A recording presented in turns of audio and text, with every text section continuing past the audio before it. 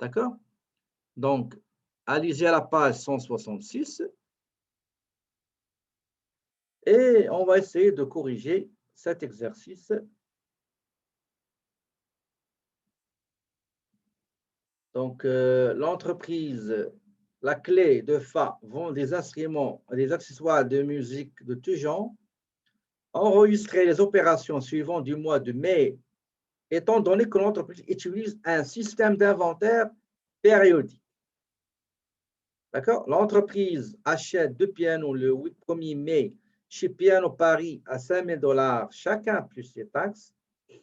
La facture 15-23 porte les conditions de crédit 2-10-N30 avant les taxes. Les pianos sont livrés. Point de départ. 1er mai, un des pianos est endommagé lors de la livraison. La compagnie, la clé de Fa reçoit un rabais de 500 $ plus les taxes inscrits sur la note de crédit numéro 1599. Le 5 mai, la compagnie La Clé de Fa reçoit la facture transport pour les 2 pianos. Le montant total de la facture numéro 99 754 de transport Belize est de 800 $, incluant les taxes. Le 11 mai, la compagnie La Clé de Fa paye la facture numéro 1523 avec le chèque numéro 843 en appliquant la note de crédit numéro 1C-1599. Je vous donne 10 minutes pour faire. Vous avez le modèle sur la page 166 de votre manuel. Utilisez-le et on se voit d'ici 10 minutes. À tout à l'heure. On va essayer de le corriger. Donc, la première opération, attendez, elle ne sera pas long.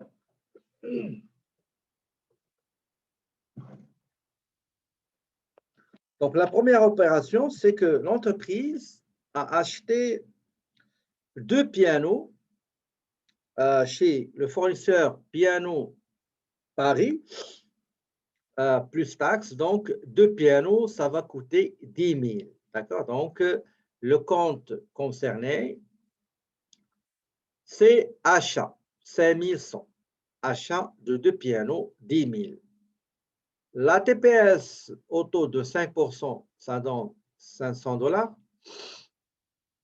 La TVQ au taux de 9,975%, ça donne 997,50. Le total montant avant les taxes, plus la TPS, plus la taxe du Québec, ça donne 11 497,50. Ça, c'est une transaction du 1er mai. La description de l'écriture comptable sera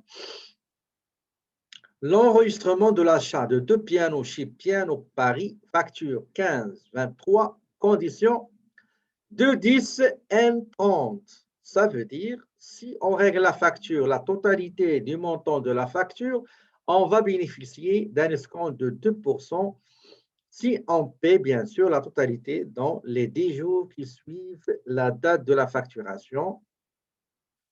Sinon, le montant doit être réglé d'ici 30 jours, c'est-à-dire 1 mois.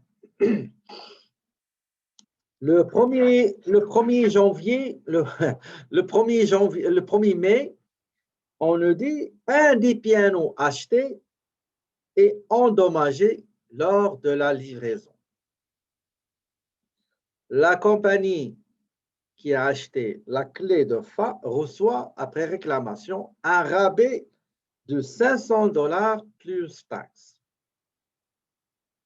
Donc, ici, les comptes concernés, c'est le compte fournisseur et rendu et rabais sur achat.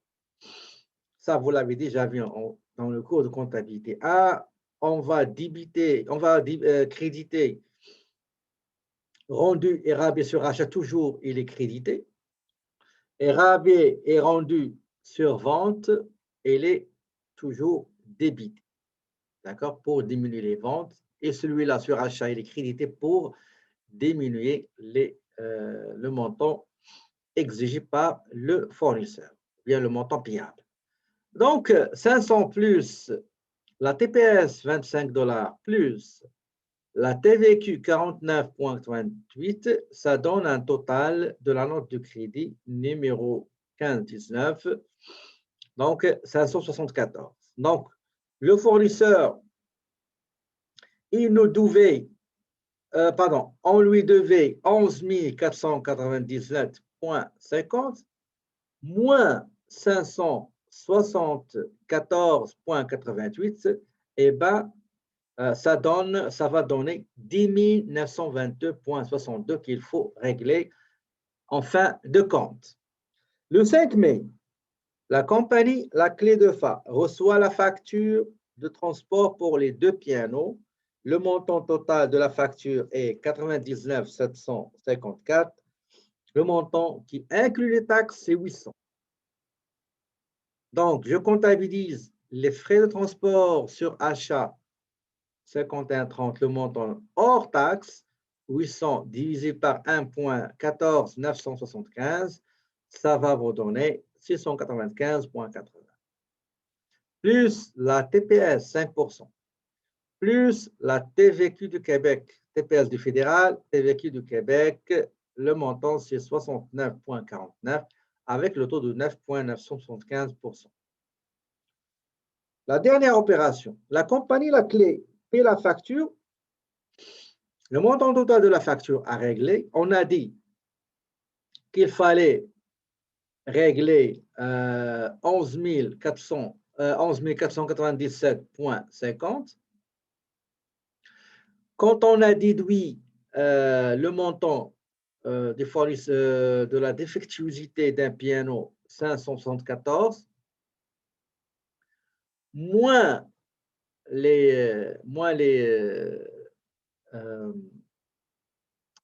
l'escompte, donc moins l'escompte de 2%, ça va nous donner 10 732 qu'il faut régler.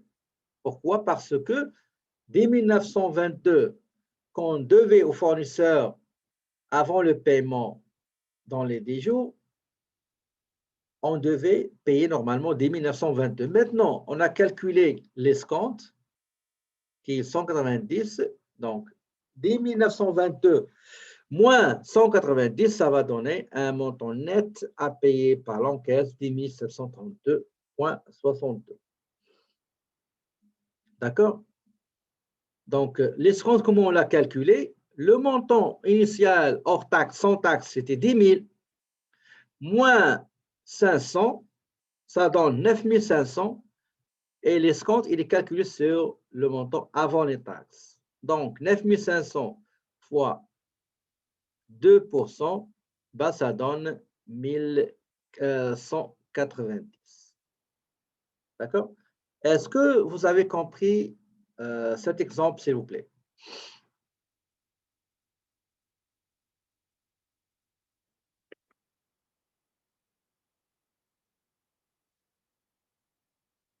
Donc, un petit résumé. Donc, essayez de m'écrire qu'est-ce que vous avez retenu de ces deux exercices. Qu'est-ce que vous avez retenu, s'il vous plaît? Allez-y. On est arrivé maintenant aux écritures comptables à la fin de l'exercice relatif au stock. Le tableau que vous voyez ici, on va le voir en détail prochainement. D'accord? On va le voir en détail prochainement. À la fin de l'exercice, le comptable de l'entreprise Performance Aventure dresse l'état des résultats. Le dénombrement des stocks, c'est-à-dire le dénombrement, c'est-à-dire l'inventaire physique qu'on a fait, et nous a révélé que la valeur de tous les articles en stock, après avoir effectué l'inventaire, s'élève à 9 000 $. 9 000 $. Donc, dans l'état de résultat, voilà ce qu'on va trouver. On a les ventes, 188. On a ce qu'on appelle le coût des marchandises vendues. Le coût des marchandises, parce qu'il faut calculer le coût des marchandises vendues. Et pour le calculer, il faut connaître la valeur du stock final. La valeur du stock final. Sans valeur finale de votre stock final, vous ne pouvez pas calculer combien ça vous a coûté vos ventes. Donc, pour le calculer, il y a des formules. Égal à quoi? Les ventes, le coût des marchandises vendues égale les ventes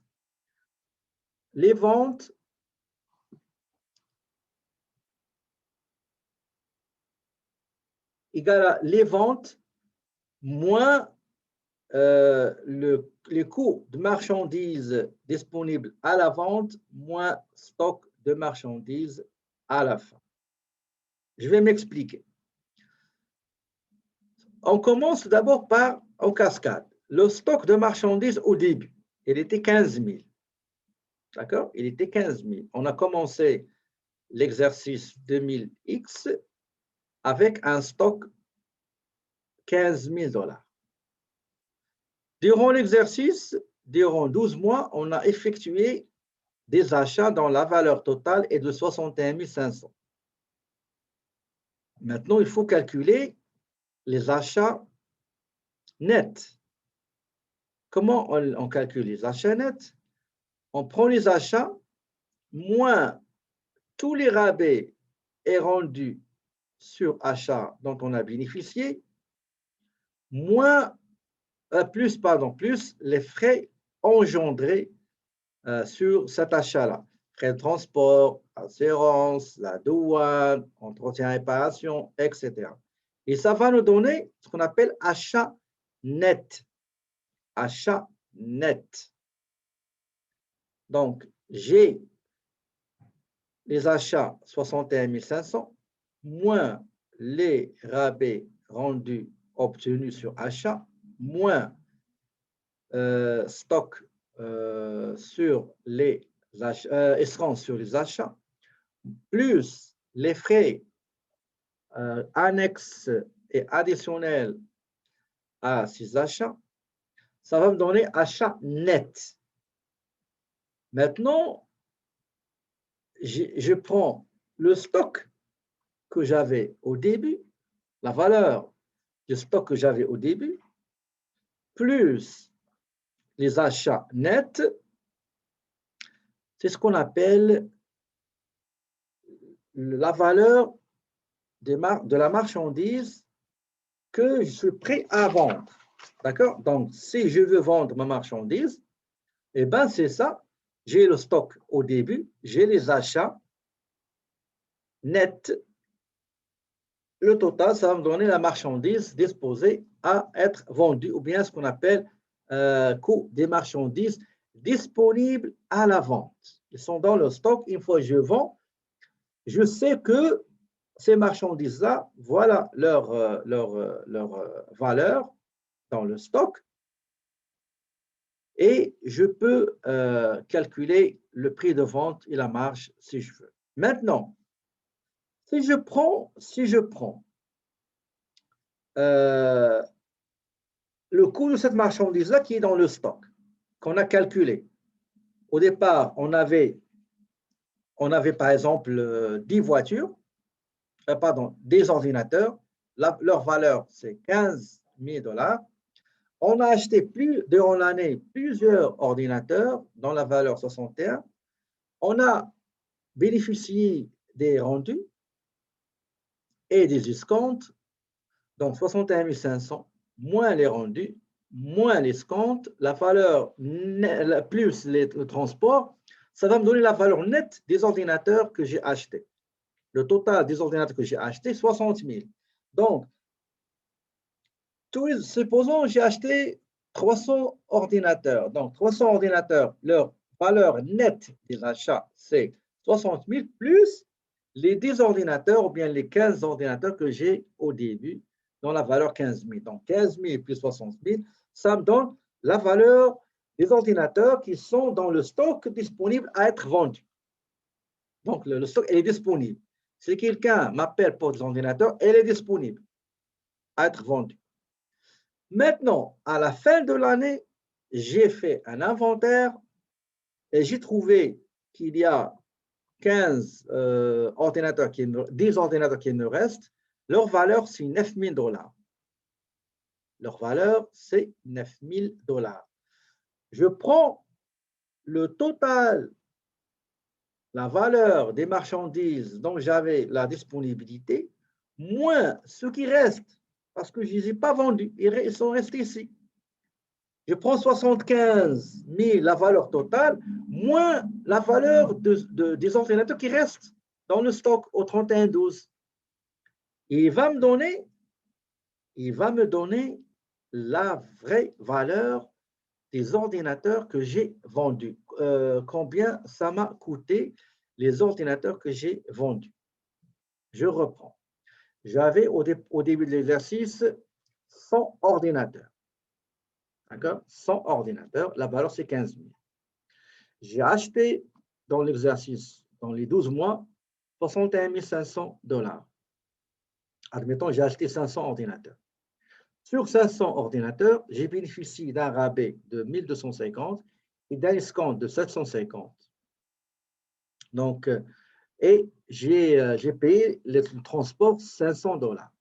Maintenant, quel est le montant total net vrai de mes achats de ces 500 $, 500 ordinateurs? C'est 61 500 moins les rabais, moins l'escompte, plus frais de transport, ou si vous avez d'autres transports, vous pouvez les ajouter. Et ça va me donner 60 000 $. Donc, 60 000, c'est le montant net de l'achat de 500 ordinateurs. Sachez que j'ai déjà, au début de l'exercice, premier mois, j'avais 100 ordinateurs dans la valeur 15 000. Maintenant, durant tout l'exercice, j'avais 15 000 $ qui représentent 100 ordinateurs. En plus des achats que j'ai effectués, j'ai acheté 500 $, la valeur c'est 60 000. Donc, le total, c'est j'avais 15 000 plus 60 000. Le total, 75 000. C'est la valeur de 400 ordinateurs, 600 ordinateurs que je suis prêt à les vendre, sont disponibles pour vendre. Après 12 mois, j'ai fait l'inventaire. Combien j'ai trouvé? J'ai trouvé, par exemple, 50 ordinateurs. 50 ordinateurs. Ça veut dire que j'ai vendu 550 ordinateurs et il me reste 50 ordinateurs. Leur valeur, c'est 9 000 $. Pour calculer le coût de la marchandise, parce que moi, je n'ai pas vendu 600. J'avais 100, j'ai acheté 500. Je n'ai pas vendu 600. Quand j'ai trouvé qu'il reste 50, ça veut dire que j'ai vendu 550. Maintenant, je veux savoir, les 500 que j'ai vendus, combien ils coûtaient? D'accord? Les 550 que j'ai vendus, si on prend le prix, la valeur initiale du stock, plus les achats nets, d'accord? Moins les valeurs des 50 qui restent, les 500 que j'ai vendus, combien ça m'a coûté? Ben, ça m'a coûté 60 000 $. Ça veut dire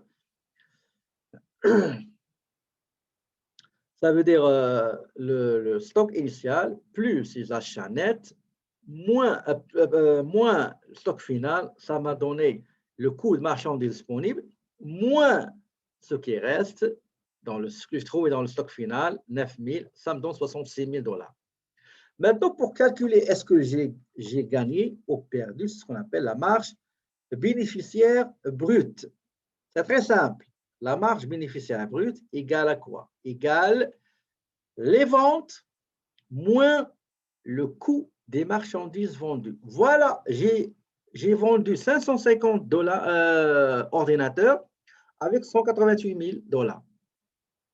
Si 550 ordinateurs que j'ai vendus, leur coût, combien ils m'ont coûté? La valeur réelle, effective le coût d'acquisition, d'achat, y compris stock, achat net, etc., ça m'a coûté 122 000 $. D'accord? Ça m'a coûté 122 000 $. Pardon, 66 000 $. Excusez-moi, 66 000 $.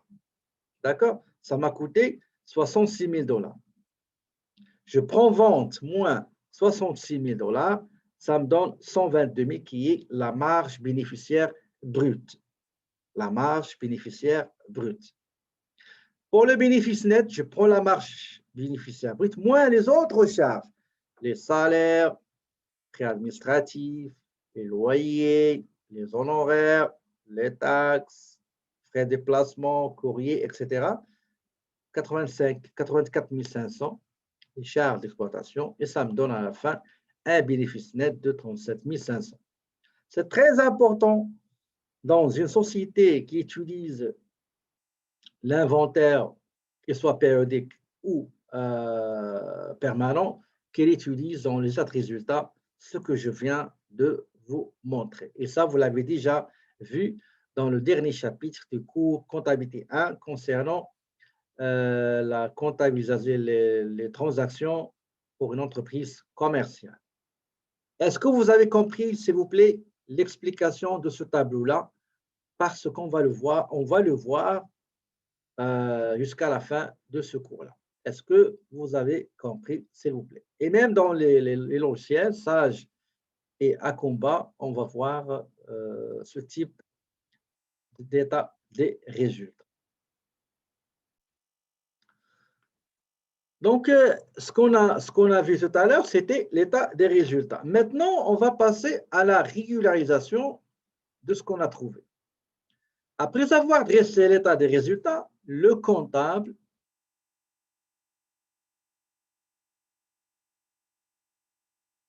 va procéder à la fermeture des comptes de résultats.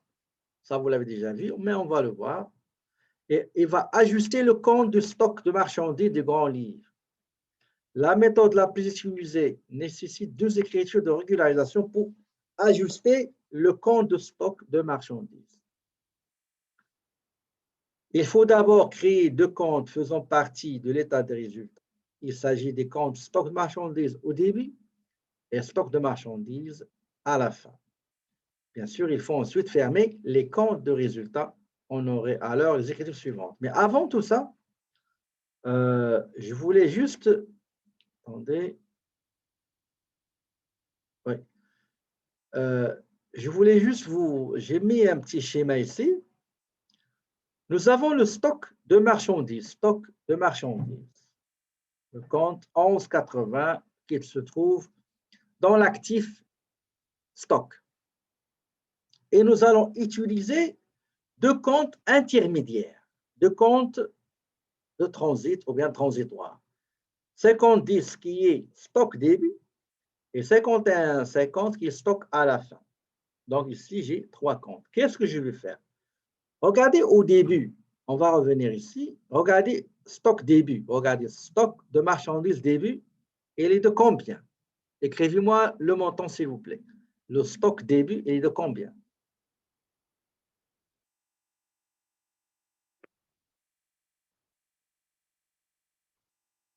« 15 000. Exactement. Et le stock final, il est de combien? Le stock final, stock de fin de période, exactement, 9 000. Regardez qu'est-ce que je vais faire. Le stock de marchandises, au départ, on avait ici 15 000 au départ, d'accord? Maintenant, je dois le faire sortir. Il n'est plus 15 000, il est 9 000. Qu'est-ce que je dois faire? Je dois créditer le compte stock de marchandises. Créditer le stock de marchandises. C'est-à-dire, je dois dire au système comme quoi il n'y a plus 15. 15 va déménager, il va laisser sa place à un autre montant qu'on a trouvé à la fin de l'exercice. Au début de l'exercice, on avait 15 000, donc le locataire 15 000, il était au début de stock de marchandises. Maintenant, il doit partir, laisser sa place à la fin de l'année à un autre locataire qui est stock final. Donc, pour faire sortir 15 000 qui était au débit, je dois le mettre au crédit. Mais je dois avoir un compte transitoire ou mettre ce montant-là au débit. C'est tout à fait normal. Quand vous créditez un compte, il faut débiter un autre. Eh bien, le compte que je vais débiter, c'est 50-10, qu'on appelle stock au début. Stock au début. C'est un compte de charge, 50-10. Donc, je crédite 11,80 du locataire qui était ici du janvier jusqu'à décembre. Il va sortir, il va laisser sa place à un autre qu'on va voir. Donc, il va où loger? Ben, il va loger provisoirement dans un autre compte. On va le mettre au débit de 50-10. Maintenant, pour le deuxième locataire, le nouveau locataire. Le nouveau locataire, il s'appelle stock final. La valeur qu'on a trouvée après le dénombrement et l'inventaire physique, on a trouvé que la valeur du stock qu'on a compté, $9 000. Et bien, ce locataire, ben, il va loger, il va prendre la place de 15 000 et sera au débit du compte 11,80. Mais il faut utiliser un autre compte pour le stock à la fin. Dans les charges 51,50, donc on a crédité le stock à la fin et on a débité le stock 11,80. D'accord? Ça, c'est la première chose qu'il faut faire. Donc, je vous ai fait un schéma. Regardez à droite, la traduction de ce schéma en écriture comptable, qu'on appelle écriture de régularisation. La première chose, qu'est-ce qu'on a fait? On a débité un compte de charge, d'accord? Provisoirement, 50-10. Et on a fait sortir, pardon, et on a fait sortir, on a demandé à 15 000 le locataire de sortir, s'il vous plaît. Ça y est, vous avez passé une année, ça y est. Donc, vous allez quitter le lieu pour un autre locataire. Donc, sur l'écriture, dans le journal général, on va débiter le stock de marchandises, 15 000, et on va créditer stock de marchandises, 11,80, parce qu'il va quitter le local. Deuxième chose, il faut constater le stock final, le nouveau locataire. Donc, le nouveau locataire, il va sortir de sa demeure, je ne sais pas où. Sa demeure, il s'appelle stock à la fin. Donc, il sera crédité, il va sortir pour entrer dans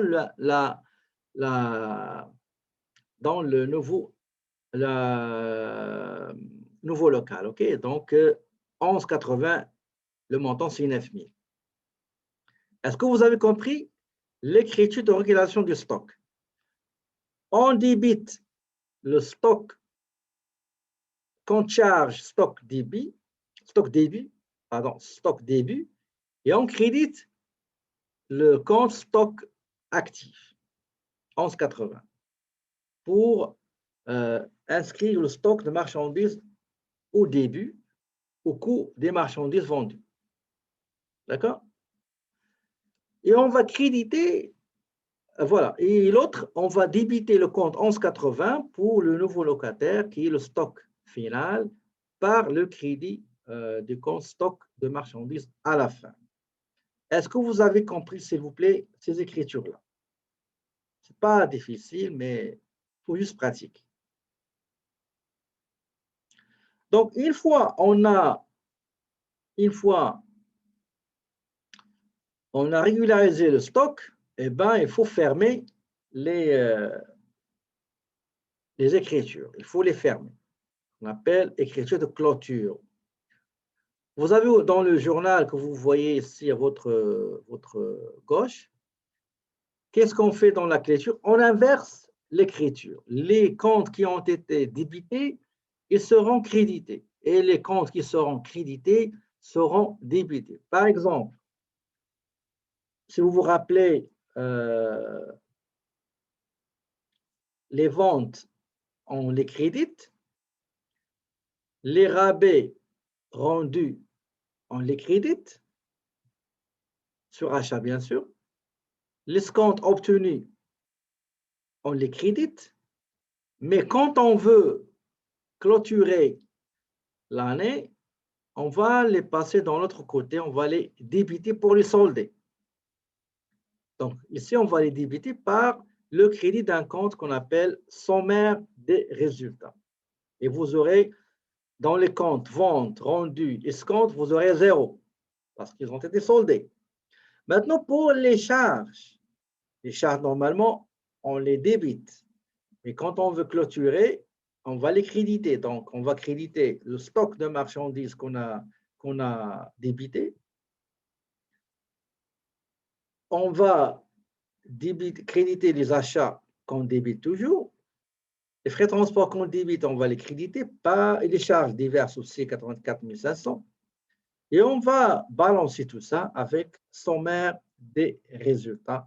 Et tous les comptes de charges et produits seront comment dirais-je, soldés.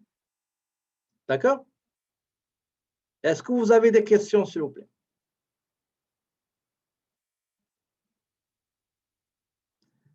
Donc, dans la comptabilisation de l'inventaire périodique, qu'est-ce qu'on fait? On fait les écritures des achats, on fait les écritures des rabais rendus, obtenus bien sûr, sur la base d'une note de crédit. On fait la comptabilisation des autres charges dans leur compte approprié, qu'ils soient frais de transport sur achat, les assurances, etc. Une fois fini, à la fin de l'année, il faut calculer, il faut déterminer la valeur du stock final. Une fois on connaît la valeur de stock final, dans l'état des résultats, il faut calculer la marge brute, la marge bénéficiaire brute. Comment la calculer? Ben, vous avez les ventes à part et on calcule le coût des marchandises vendues. Comment on calcule coût de marchandises vendues? Ben, on prend stock initial plus achat net. Comment on calcule achat net? C'est les achats moins tout ce qui est rabais, escompte, plus les frais connexes, transport, assurance, etc. Ça vous donne achat net. Et on a achat net moins, donc stock initial plus achat net moins stock, achat plus stock initial plus achat net, ça va vous donner ce qu'on appelle coût de marchandises disponible à la vente. Moins le stock final, ça va vous donner le coût des marchandises vendues. Combien ça vous a coûté les marchandises que vous avez vendues.